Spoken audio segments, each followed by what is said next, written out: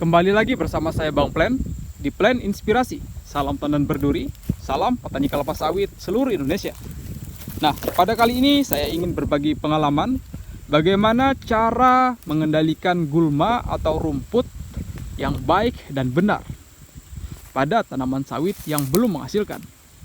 Definisi daripada gulma adalah tanaman yang tidak kita tanam yang mengganggu pertumbuhan tanaman yang kita budidayakan.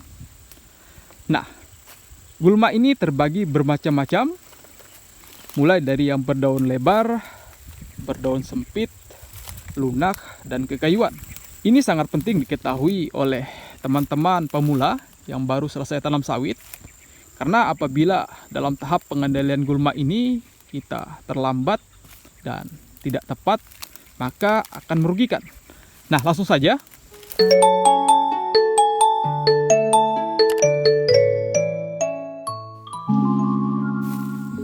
Ini adalah 3 herbisida kunci dalam melakukan pengendalian pada tanaman sawit yang belum menghasilkan. Masing-masing dari herbisida ini mempunyai fungsi yang berbeda-beda sesuai dengan jenis gulma yang dihadapinya, teman-teman.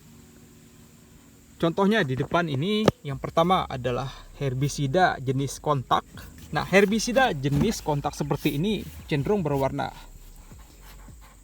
biru keungu-unguan dan baunya menyengat.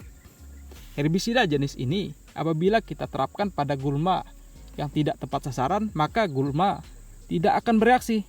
Jadi racunnya akan terbuang sia-sia.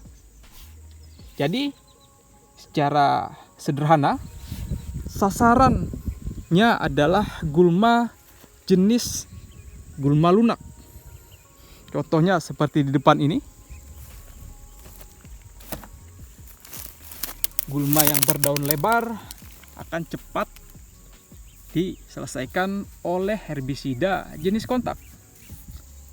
Akan tetapi herbisida jenis kontak ini tidak akan berfungsi, tidak akan bekerja pada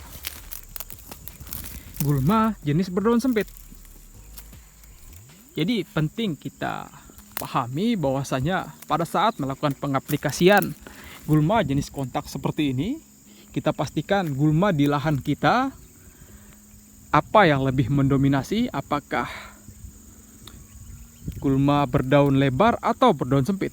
Jika gulma berdaun lebar yang mendominasi, gulma lunak, maka sebaiknya Anda gunakan herbisida kontak. Nah, cara kerja herbisida jenis kontak seperti ini adalah dia menyentuh permukaan daun, lalu kimiawinya akan bekerja. Jadi untuk hasilnya itu 1-3 jam akan kita lihat secara langsung, teman-teman.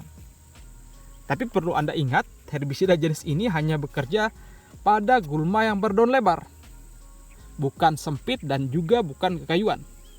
Nah, kemudian di sini ada herbisida jenis kedua, yaitu herbisida jenis sistemik. Herbisida jenis sistemik ini tidak bekerja dengan baik apabila kita berikan pada gulma yang berdaun lebar.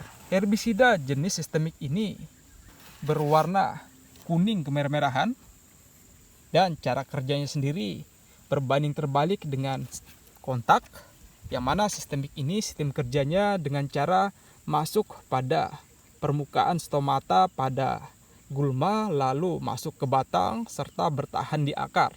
Kemudian dia akan merusak sistem phloem dan xilem pada akar dan juga batang.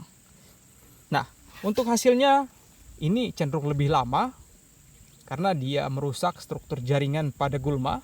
Untuk jenis gulma yang terkhususkan pada herbisida jenis sistemik seperti ini adalah herbisida berdaun sempit seperti ilalang. Nah, ketika gulma ilalang mendominasi pada lahan kebun sawit kita, alangkah lebih baik kita gunakan saja herbisida jenis sistemik, teman-teman. Nah, kemudian yang terakhir ini adalah jenis herbisida yang paling saya andalkan ketika melakukan pembukaan lahan. Herbisida ini mengandung arborisida. Arborisida ini sangat efektif dalam mengendalikan gulma jenis kekayuan. Ini warnanya jika kita buka putih, apabila terkena air akan semakin putih seperti warna air susu. Nah, harganya juga ini cukup mahal dibandingkan dua yang lainnya. Ini per liternya saja bisa mencapai 300 sampai 500 ribu rupiah. Nah, tapi herbisida jenis ini yang mengandung arborisida ini sangat ampuh dalam mengendalikan kekayuan, baik itu kekayuan lunak maupun juga kekayuan keras. Jika di kebun Anda terdapat banyak kekayuan, Anda bisa gunakan herbisida yang mengandung arborisida seperti ini. Nah, saya sebutkan saja agar lebih mudah. Merek dagangnya itu biasanya adalah Garlon, Biolon, dan juga Starlon. Anda bisa temukan di toko pertanian. Nah, jadi kesimpulannya, pada saat melakukan pengendalian gulma di kebun sawit yang masih dalam kondisi belum menghasilkan, Anda harus menyesuaikan terlebih dahulu jenis gulma dan kepadatan gulma di kebun sawit Anda. Jika gulma yang mendominasi itu adalah berdaun lebar, Anda gunakan kontak. Jika didominasi oleh gulma yang berdaun sempit, Anda gunakan sistemik. Jika banyak kekayuan yang susah untuk dikendalikan, Anda gunakan herbisida yang mengandung arborisida seperti ini. Perlu diingat teman-teman, agar menghindari dan mengurangi kerugian ke depannya saat melakukan pengendalian gulma pada tanaman sawit yang baru selesai tanam atau TBM, usahakan kondisi gulma itu jangan terlalu parah atau tebal.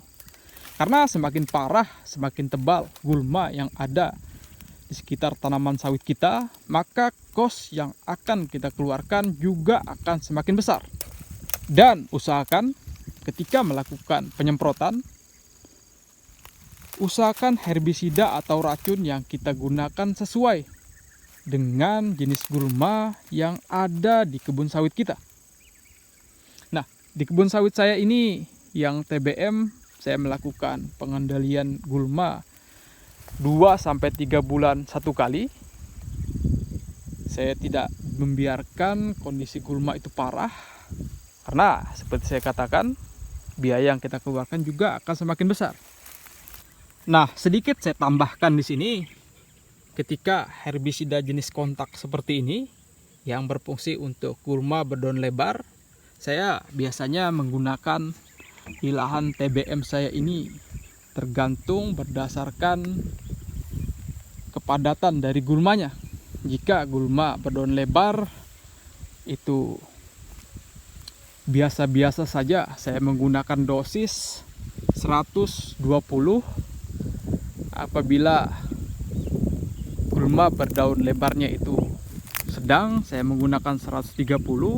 Tapi jika gulmanya itu dalam kategori berat, saya menggunakan dosis 150 cc teman-teman.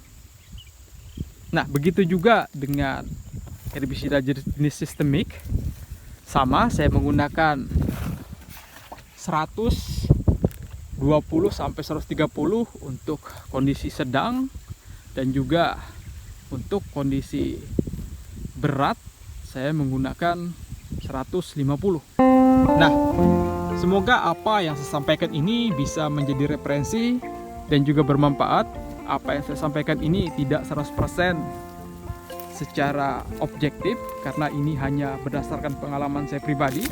Jika ada kekurangan silahkan tambahkan di dalam kolom komentar. Sekian dari saya. Wassalamualaikum warahmatullahi wabarakatuh. Salam Tandan Berduri.